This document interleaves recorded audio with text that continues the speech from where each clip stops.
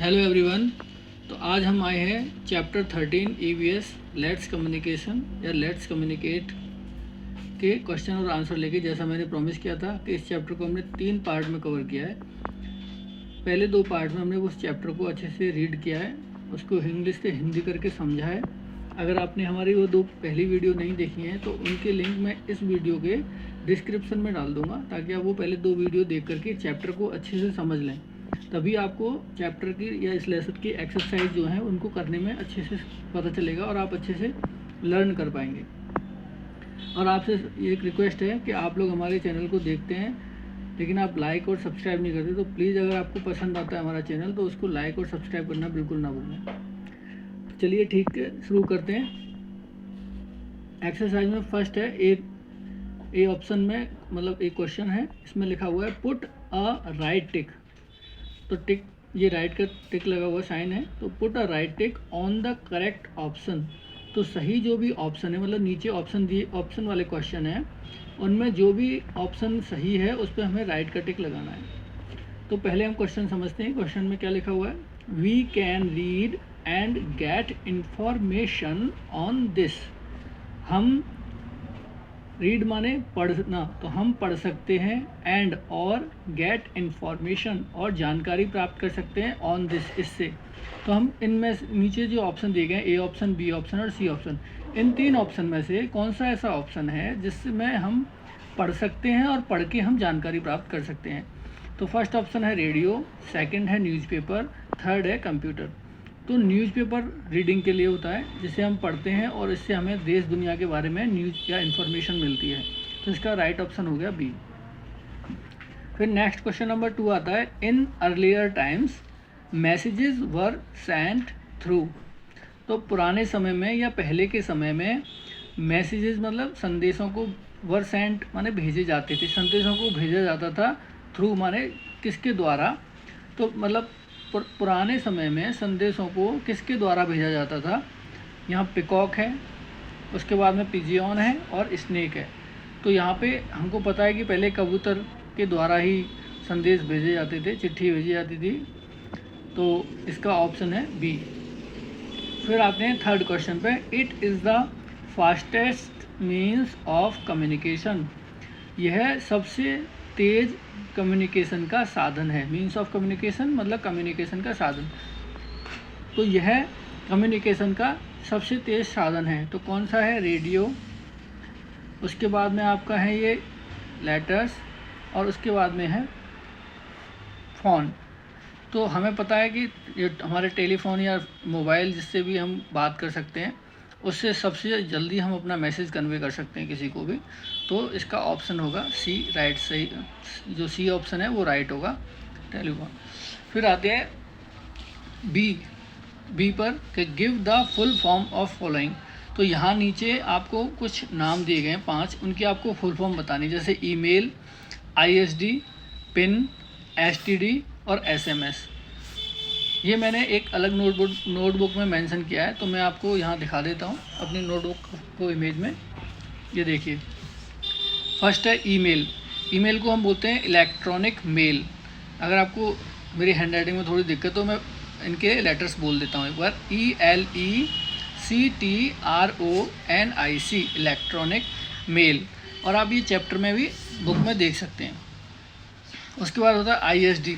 तो आईएसडी में आई का मतलब होता है इंटरनेशनल, INTERNATIONAL, इंटरनेशनल।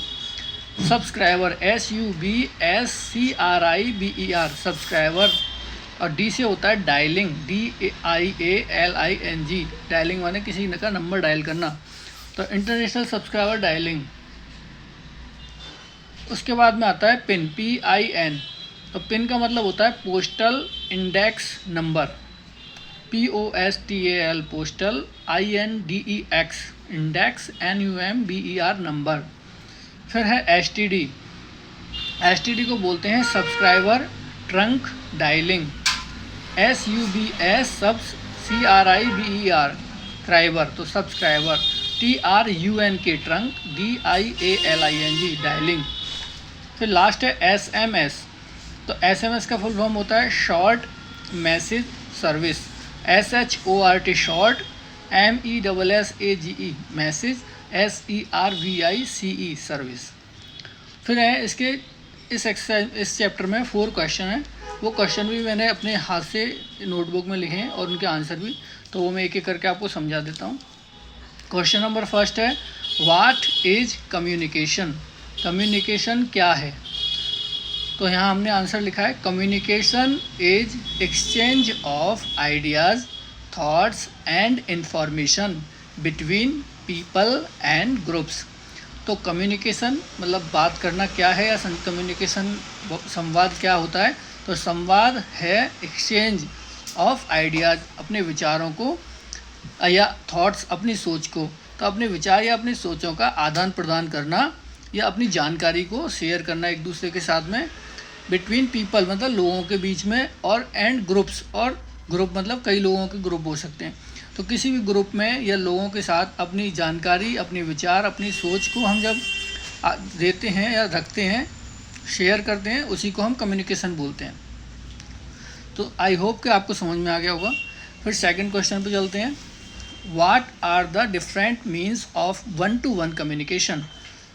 तो वो पूछ रहा है कि what are the different means of one to one communication. तो वन टू वन कम्युनिकेशन के क्या अलग अलग साधन हैं? मतलब एक वन टू वन मतलब होता है कि एक बोलने वाला और एक सुनने वाला, यानी एक सेंडर और एक रिसीवर, तो वो होता है वन टू वन कम्युनिकेशन। तो उसके साधन कौन कौन से होते हैं? तो इसके साधन होते हैं टेलीफोन, क्योंकि टेलीफोन में एक बंदा इधर से बात करेगा, एक उधर से सुनेगा, तो वो उधर से बोलेगा तो ये इधर से सुनेगा, तो वन टू वन कम्युनिकेशन होता है। ऐसे लेटर होता है कि यहाँ से लेटर कोई किसी के नाम पे लिखेगा, जैसे ए व्यक्ति ने बी के नाम पे लिखा, तो एक से लेटर गया बी के पास, तो बी को लेटर मिला, बी को इन्फॉर्मेशन मिल गई। फिर बी उधर से लेटर लिखेगा ए के नाम, तो यहाँ ए को, तो वहाँ पे भी वन टू वन कम्युनिकेशन हो रहा है। फिर आता है कंप्यूटर। तो कंप्यूटर में भी क्या होता है कि जब हम किसी के साथ कंप्यूटर में चैट कर रहे हैं, या हम किसी को ईमेल भेज रहे हैं, तो जिसकी ईमेल आईडी हम मेंशन करेंगे उन्हीं को मेल जाएगी, तो वन टू वन वहाँ पे भी कम्युनिकेशन हो गया। ये सभी means of one to one communication, ये सभी वन टू वन कम्युनिकेशन के साधन हैं। तो आपको 3 वर्ड केवल याद करने हैं, टेलीफोन, लेटर एंड कंप्यूटर। उसके बाद यहाँ से सारा क्वेश्चन में से बन जाएगा आपका, आर द डिफरेंट का शब्द को हटा देंगे, are the means of one to one communication. मतलब telephone, letter and computer are means of one to one communication. तो आधा क्वेश्चन में से आपको आंसर मिल गया। केवल आपको टेलीफोन, लेटर एंड कंप्यूटर ये 3 वर्ड याद करने हैं, उसके बाद में are means of one to one communication हो जाएगा। तो आई होप कि आपको समझ में आया होगा। नेक्स्ट क्वेश्चन पे चलते हैं, व्हाट इज मास कम्युनिकेशन? तो इसमें है कि मास कम्युनिकेशन क्या है। तो मास कम्युनिकेशन मैंने पहले चैप्टर जो पहली 2 वीडियो बनाई है उसमें कवर किया है, अगर आप देखेंगे तो आपको समझ में आएगा। यहाँ मैं थोड़ा ब्रीफ कर देता हूँ कि मास कम्युनिकेशन का मतलब होता है कि जब हम अपनी इन्फॉर्मेशन या अपने विचारों को या अपनी सोच को अधिक से अधिक लोगों के पास तक पहुँचाते हैं, उसको हम बोलते हैं मास कम्युनिकेशन। इसका आंसर है the process of importing and exchanging information thought mass media to large population segment. तो जो प्रोसेस होता है, यानी कि प्रोसेस मतलब किसी भी काम को करने का तरीका, तो उस प्रोसेस इम्पोर्टिंग एंड एक्सचेंजिंग, तो हम जब अपनी जानकारी को मतलब किसी को देते हैं या किसी से जानकारी लेते हैं मास मीडिया के थ्रू। मास मीडिया में हमारे क्या आते हैं, टेलीविज़न आता है, रेडियो आता है, तो इनके थ्रू जब हम, हमारी पॉपुलेशन माने होती है जनसंख्या, सेगमेंट माने होता है हिस्सा या भाग, तो हम एक बड़ी जनसंख्या के भाग तक कोई जानकारी जब पहुंचाते हैं, उन माध्यमों को हम कहते हैं mass communication, mean of mass communication. और जो कम्युनिकेशन है उसको वो मास कम्युनिकेशन कहलाएगा। तो मास कम्युनिकेशन में क्या होता है कि हम अपनी जानकारी और अपने विचारों को मास मीडिया के द्वारा एक लार्ज पॉपुलेशन सेगमेंट में पहुंचाते हैं, मतलब अधिक से अधिक लोगों के पास तक पहुंचाते हैं, तो उसी को हम बोलते हैं मास कम्युनिकेशन।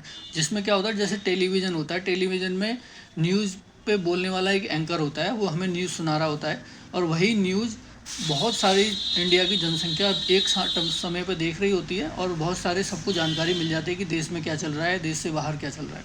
तो वो एक मास कम्युनिकेशन का जरिया हो गया। अब इस एक्सरसाइज का लास्ट क्वेश्चन है, question number 4, how are computer helpful to us.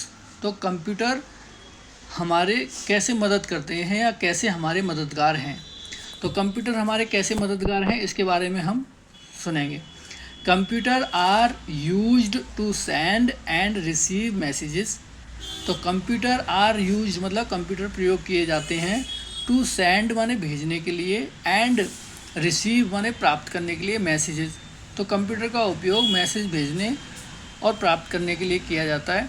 And information storage data, और जानकारी के डेटा को स्टोर करने के लिए, सेव करने के लिए किया जाता है। And we can watch movies, और हम मूवी भी देख सकते हैं कंप्यूटर पे। लिसन सॉन्ग्स, हम गाने सुन सकते हैं। प्ले गेम खेल सकते हैं। एंड मेकिंग डॉक्यूमेंट, और अपने डॉक्यूमेंट्स भी बना सकते हैं, एसेट्रा। तो मतलब कंप्यूटर में और भी बहुत सारे काम हैं जो हम कर सकते हैं। तो इस तरीके से कंप्यूटर हमारे लिए हेल्पफुल होता है। मैं उम्मीद करता हूँ कि आपको ये question answers, full forms, option, correct option, ये सभी आपको सही सबसे समझ में आए होंगे। अगर आपको हमारी वीडियो अच्छी लगी है तो प्लीज़ हमारे चैनल को सब्सक्राइब करें, लाइक करें, शेयर करें। आपके सब्सक्राइब करने से जब हमारे सब्सक्राइब बढ़ते हैं तो हमारा मनोबल बढ़ता है, हमें इनकरेज होता है कि हम और वीडियो बनाएं। तो प्लीज़ अगर आप सब्सक्राइब करेंगे, लाइक करेंगे, लोगों के साथ शेयर करेंगे तो हम इनकरेज होंगे और हम ऐसे ही अच्छी अच्छी वीडियो आपके लिए बना के लाएंगे। आशा करते हैं आप ज़रूर सब्सक्राइब करेंगे और हमें सपोर्ट करेंगे। Thank you. जय श्री राम।